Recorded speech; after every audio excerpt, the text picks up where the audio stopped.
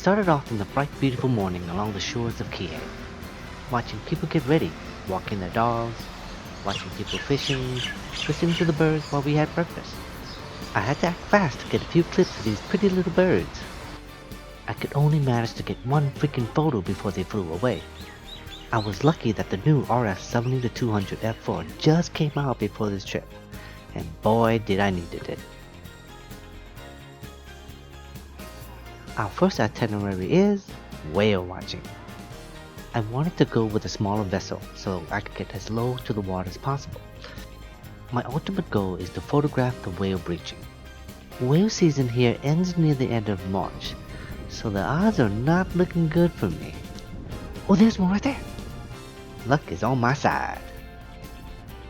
The tour guide told me that is the baby breaching, not the mother, but I'll take what I can get. I attempted to get an underwater video of the whales, but kinda failed because I didn't angle it properly.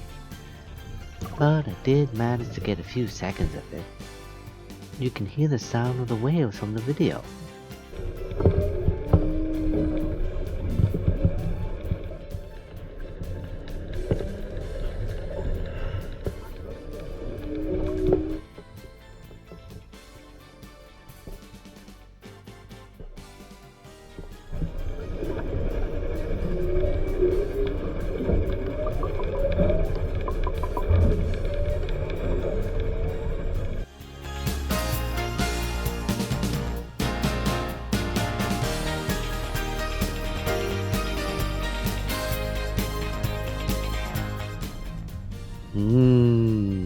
Nice, lush greens.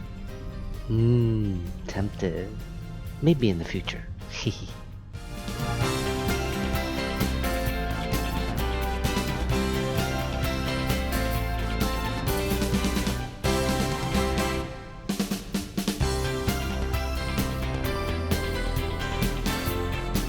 Our next stop was Turtle Town, and hoping to see some turtles along the shore. And we found one, feeding off the rocks.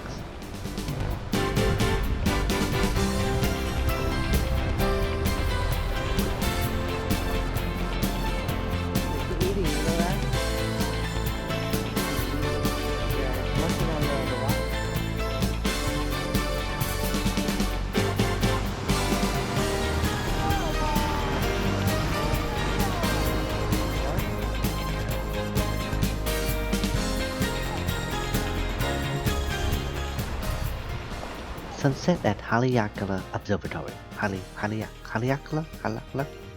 Haleakala. How can you not go there if you're in Maui? It's almost a must destination. Wait, we going up there in all those clouds? How are we gonna see anything?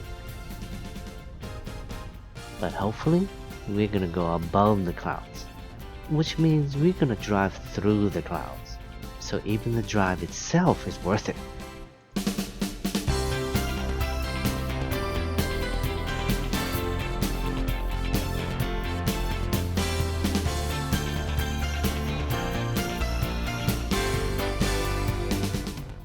There was very limited parking space at the very top, and I didn't want to hike from the visitors parking. It was very windy and cold, so I couldn't do much, but I was able to get a simple time-lapse going with the second camera, and having the clouds below the sun was amazing.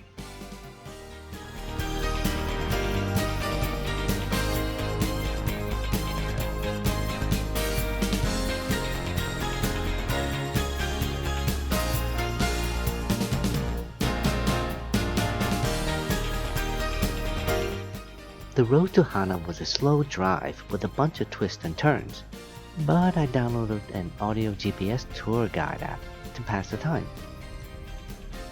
The guide provided good tourist information along the way, and provided a good history of Maui too. It was worth it in my opinion.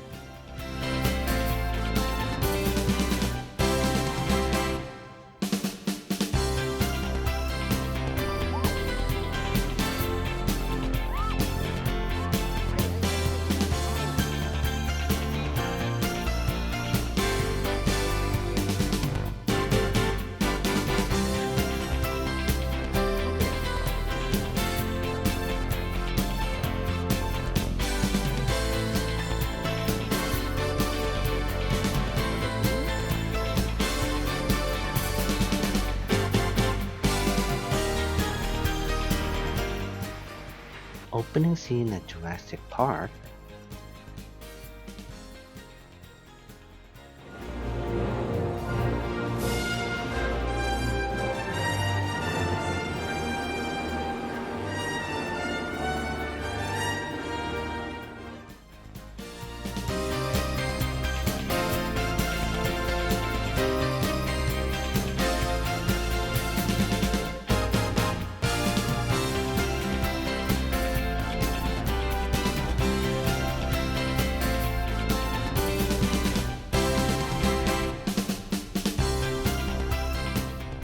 It is recommended for you to stay a night in Hana to cover the dozens of attractions, but we opted to do a day trip instead. There are plenty of waterfalls that you can stop and even swim in, but we were short on time and we wanted to do our hike. And the hike we're doing is the PPY Trail, located in the Haleakala National Park.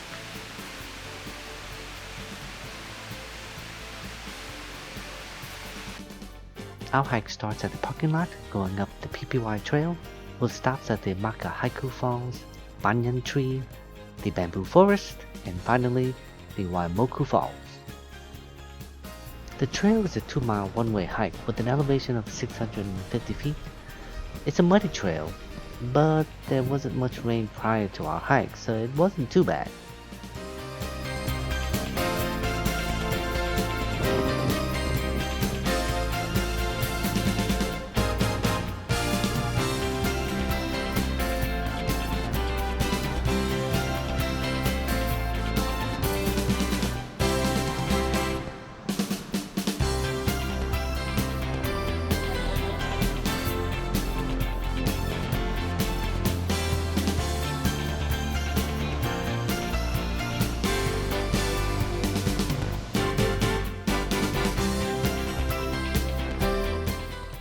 As you can see, we're heading into the bamboo forest.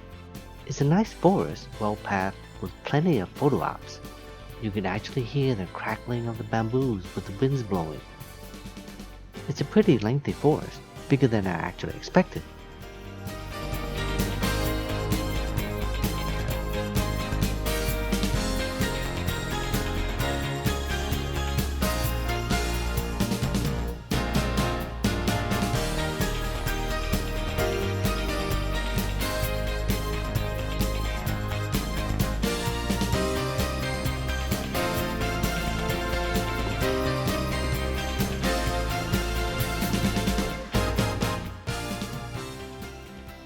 Waimoku Falls is actually the highest waterfall in Maui, standing at 400 feet.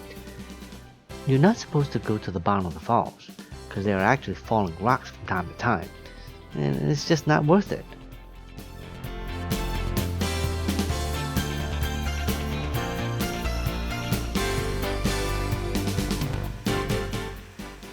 The Maui Ocean Center. During COVID, all the tickets must be booked in advance.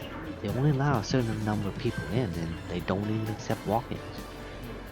It's basically like any other aquarium with probably one unique attraction, which is probably the whale movie 360 Degrees Fear. It was pretty nice actually. I liked it.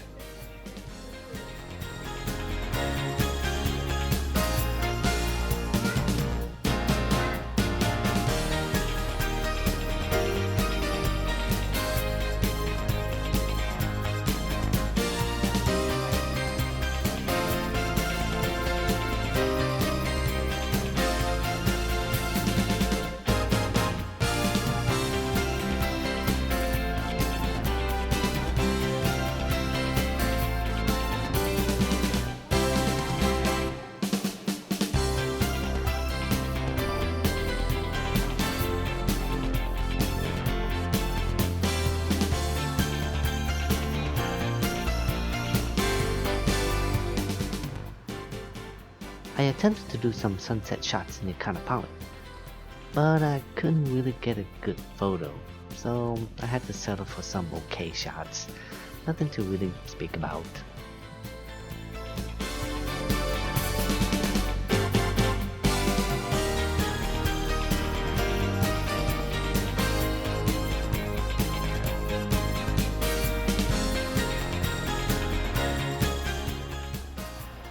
I'm in Hawaii, so how can I not snorkel? So I opted to try it at Black Rock Beach. It was crowded, but can you imagine if it wasn't during COVID? Eesh.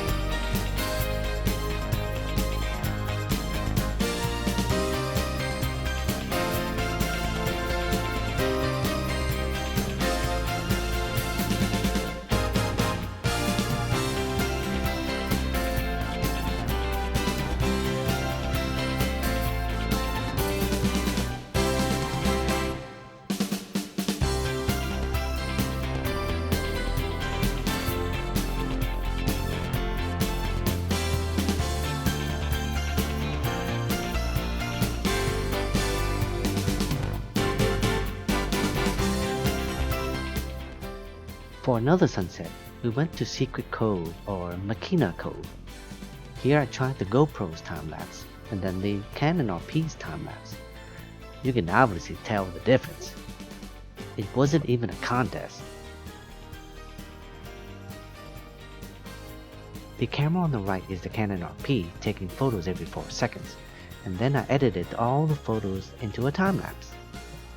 And here's the result.